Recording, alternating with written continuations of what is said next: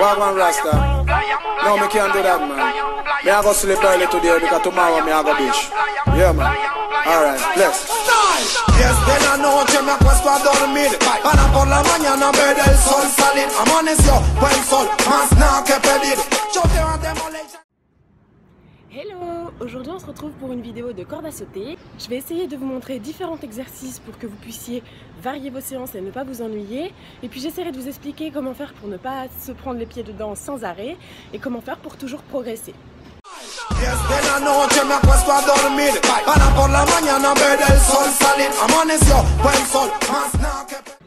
Alors, les avantages de la corde à sauter, c'est que vous travaillez tout le corps.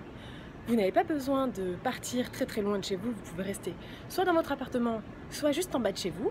Alors attention, celles qui sont en appartement, mettez-vous d'accord avec vos voisins juste avant. Et surtout, ça ne coûte pas cher du tout. Moi, ma corde m'a coûté 19 € et mes baskets une cinquantaine d'euros. Donc au final, avec un investissement très léger, vous pouvez faire beaucoup de cardio, ça peut être extrêmement fatigant et bénéfique pour votre corps. Les inconvénients, c'est que si vous avez mal au dos, vous avez été enceinte, enfin vous êtes enceinte, vous n'en faites pas. Si vous avez été enceinte, il peut y avoir des problèmes avec votre périnée, auquel cas je vous invite à aller consulter un médecin pour en savoir un peu plus. Et attention, si vous avez mal au dos, c'est peut-être pas l'exercice qu'il vous faut parce que en sautant sur le béton, vous allez faire des vibrations qui vont remonter dans le dos et c'est pas forcément ce qu'on souhaite à quelqu'un qui a déjà mal au dos.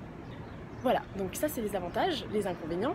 Et maintenant, juste pour vous rassurer, ne vous inquiétez pas.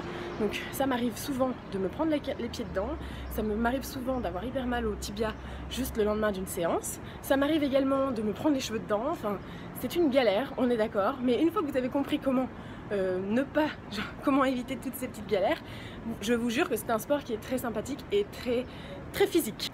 N'ayez pas peur, la corde à sauter ne va pas vous faire prendre des cuisses comme ça.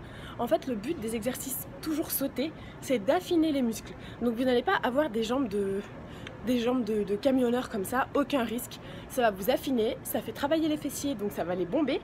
Et votre sangle abdominale est toujours contractée, même si vous ne le sentez pas. C'est vraiment le petit saut du début qu'il faut arriver à bannir parce que c'est celui qui vous empêchera de pousser vos limites, de sortir de votre zone de confort.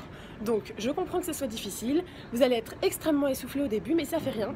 Continuez de pratiquer, vous allez voir que vous allez gagner et vous allez vous améliorer. Je vais essayer de vous montrer une petite astuce qui moi m'a beaucoup aidé.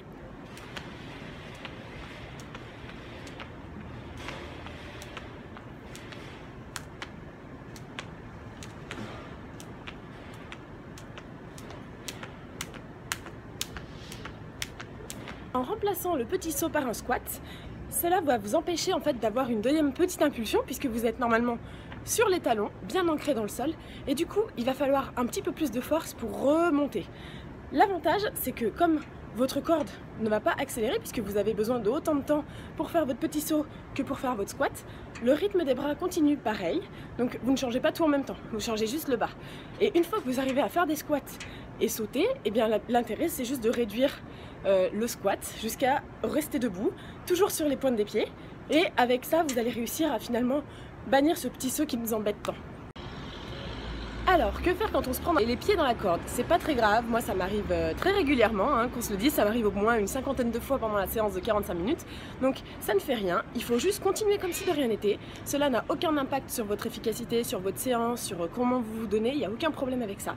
Vous prenez les pieds dedans, et bien ma foi c'est pas grave, des fois ça va vous fouetter les fesses, prenez-le comme un petit coup de fouet et ça va vite repartir, vous inquiétez pas. Je vais essayer de vous montrer comment ne pas prendre ombrage de cet affront que vous fait la corde.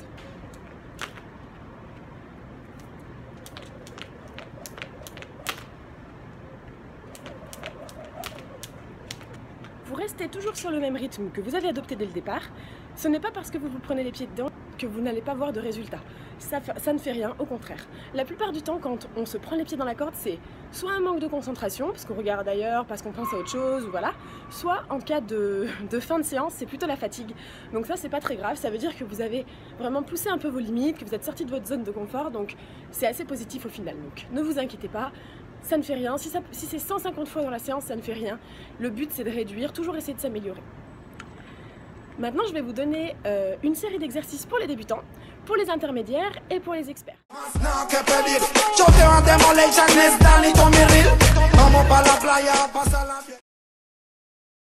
Donc on va commencer par les débutants.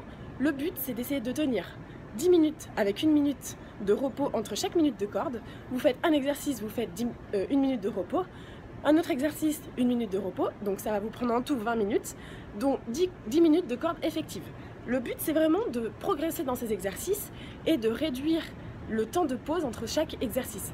Vous, quand vous êtes débutant, le but, c'est pas de commencer à augmenter le temps d'entraînement. Déjà, si vous arrivez à tenir 10 minutes de corde sans pause, ou avec très peu de pause juste pour boire et changer de musique, c'est déjà très très bien. Donc, c'est parti, je vais vous montrer quelques exercices quand vous débutez en corde à sauter. Un par de compas para ver si quieren venir. La banda se puso más big. Salimos y nos fuimos juntos para la playa, friend. Pero de repente había un retén. Pagué la velocidad y el volumen. Tengo mi licencia, así que todo está bien. Cédula, licencia y papeles. Cómo no, oficial, aquí tiene. ¿A dónde van y de dónde vienen? Somos de Colón y vamos para la playa a pasarla bien con los friends. Y si tú quieres venir, pues ven tú también. Playa, ya tengo mi short y mi toalla. Y el que no quiere venir, pues que no vaya. Si vous parvenez à faire ces exercices sans pause pendant 30 secondes d'abord, puis 1 minute, c'est vraiment que vous allez travailler sur votre coordination, sur votre endurance, et du coup ce sera forcément bénéfique pour passer au niveau supérieur. Salimos y nos fuimos juntos para la playa, friend. Pero de repente había un retén. Du coup, ça c'était pour les débutants. Maintenant on va faire quelques exercices pour les intermédiaires. C'est-à-dire que ça y est, si vous arrivez à tenir 10 minutes avec quelques pauses, mais que ça va, vous êtes moins essoufflé, etc., vous pouvez passer à ce niveau-là. ¿A dónde van y de dónde vienen? Somos de Colón y vamos para la playa a pasarla bien con los friends. Y si tú quieres venir, pues ven tú también. Playa, ya tengo mi short y mi toalla. Y el que no quiere venir, pues que no vaya. Playa, a pasarla bien con los friends. Y si tú quieres venir, pues ven tú también. Playa, ya tengo mi short y mi toalla. Y el que no quiere venir, pues que no. Llegamos, me pongo mi lente. L'avantage du dernier exercice, c'est qu'il vous fait travailler également la sangle abdominale. Salimos y nos fuimos juntos para la playa, friend. Pero de repente había un retén. Maintenant, je vais essayer de vous montrer des exercices pour les experts, sachant qu'il fait 35 degrés ici, je vais avoir un petit peu de mal.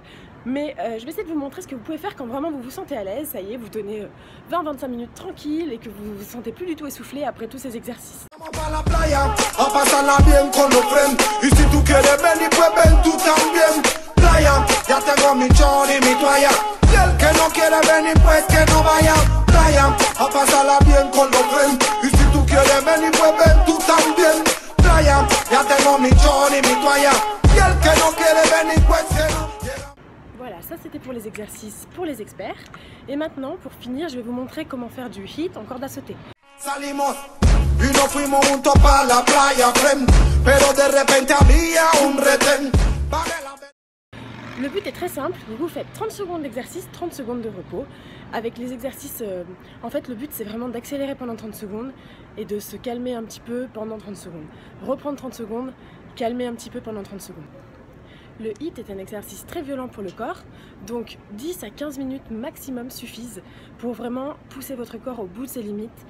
Vous allez le priver d'oxygène, donc après votre séance, vous allez sentir que vous continuez de transpirer un petit peu et tout. C'est très bien, c'est l'afterburn effect, c'est-à-dire que votre corps essaie de récupérer l'oxygène dont il a été privé pendant la séance. Donc, il continue de brûler des calories, donc c'est tout bénef. Donc je vais essayer de vous montrer un petit peu comment ça se présente, sous forme de 10 secondes, 10 secondes, 10 secondes, 10 secondes. Mais vous, quand vous faites votre séance, essayez de faire 30 secondes, 30 secondes. Si c'est trop dur 30 secondes, vous faites d'abord 10 secondes, 10 secondes, 10 secondes, 10 secondes.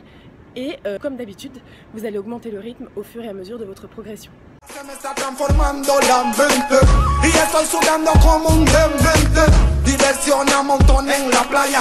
Ya les a tu gusto, también a tu talla. Unas se asolean y otras se bañan.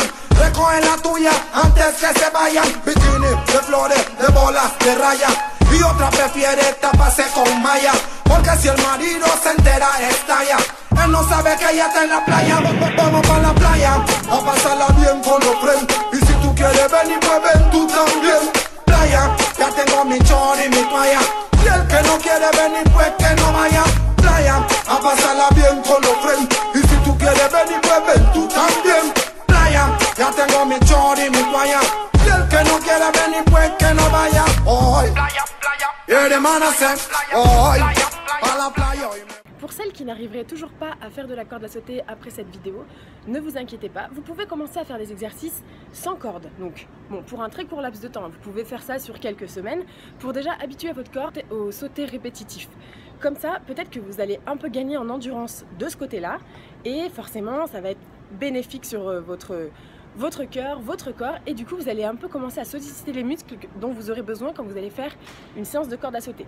Donc vous pouvez commencer à faire les exercices sans corde pendant quelques semaines, essayez de pousser un petit peu quand même les accélérations, etc. pour vraiment vous mettre en condition. Ensuite vous prenez la corde et vous repartez du début.